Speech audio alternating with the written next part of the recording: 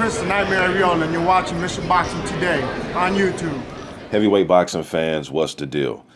So I'm on BoxingScene.com. Shouts out to Boxing Scene. Deontay Wilder managers comes out and says, we love to fight Joseph Parker. Okay, now Wilder made it clear, what was that, last week he did the interview with 78 TV, 78 Sports TV. He did an interview with him, and he said he'll be willing to fight Joseph Parker and try to unify with Parker. Okay, so he said this on record. All right. Now, I'm going to just read a little bit from this article. This article, they got it from a radio interview with Radio Live with Jay Deas, okay? He goes on to say, depends how February 25th goes against Andrezj Wawrzyk. If Deontay does not get any wear and tear or injuries, everything goes. We would rather fight in the middle of the year, and if Parker fight in the middle of the year is available, we would love that opportunity. Parker's a competitor. He's young, fast, and strong. He has plenty going for him. The guys working with him have done a tremendous job. Parker's a very good fighter, and I think Wilder beats anybody in the heavyweight division. But, of course, I am supposed to think that. Like I'm sure Parker's people think he can beat anybody, and that is why we need to get them in the ring. All right, then he also goes on to say, it's really not good when the average person does not know who the heavyweight champion of the world is, said Deas. That is not good for the sport. There should be one recognized champion for the overall good of the sport. It is the best thing to do.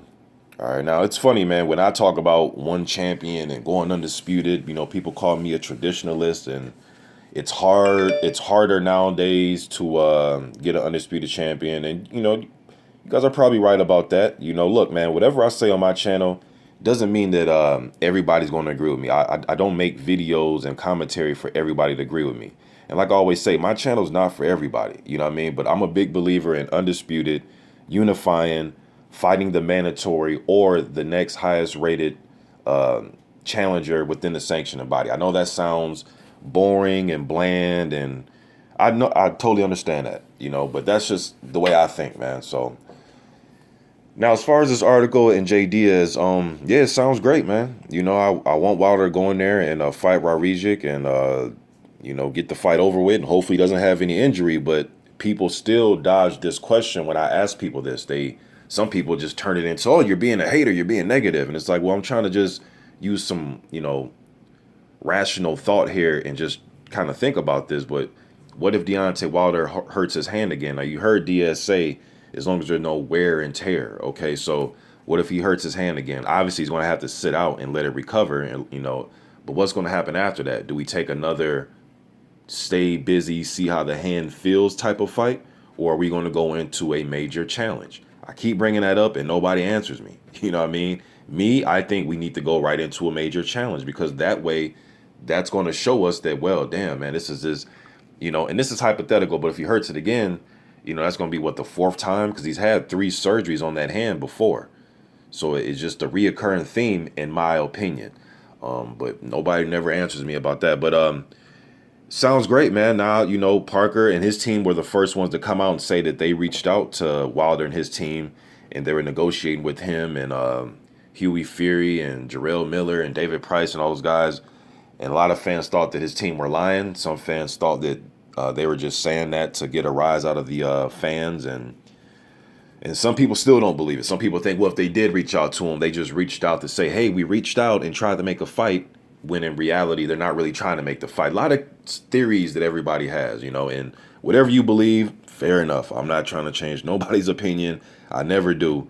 But if that's what you believe, fair enough, man. Parker, he needs to take care of business. They're talking about he's going to fight Hughie Fury, Jarrell Miller, or David Price. All right, now with Hughie Fury, I still would like to know what's going on with the Nandrolone situation. One guy in my comment section left me a comment saying that I need to catch up to speed because the UKAD already threw it out. And it's like, okay, just send me a link. It's not like I'm Hughie Fury's enemy. You know what I mean? If they did throw it out and I missed the news, by all means, man, send me a link to the article so I can read it and get it up on my page, so the fans will know, because people are coming to me asking me, and I haven't heard anything.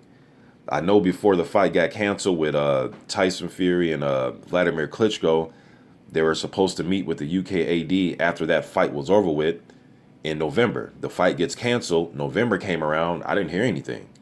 So once again, if you guys heard any news about the Nandrolone and the UKAD throwing it out, please send me a link to that.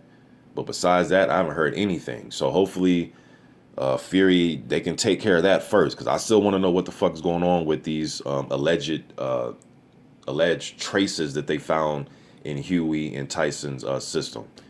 So... But he may get the fight, Fury. Jarrell Miller's another one. A lot of fans feel as if Miller should get it. Some fans feel as if, who the hell did he beat? He shouldn't get the title shot.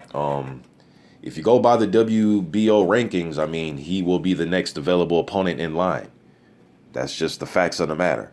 And then David Price will be the next available guy. That's just the facts of the matter, whether you feel as if they shouldn't get it or not. I said recently, man, this is like, when it was like the day after Parker won the title, I was thinking maybe Huey Fury and Jarrell Miller fight for the mandatory spot. I know that David Haye is rated #1 when the WBO refreshed the rankings, but, he's going to fight Tony Bellew.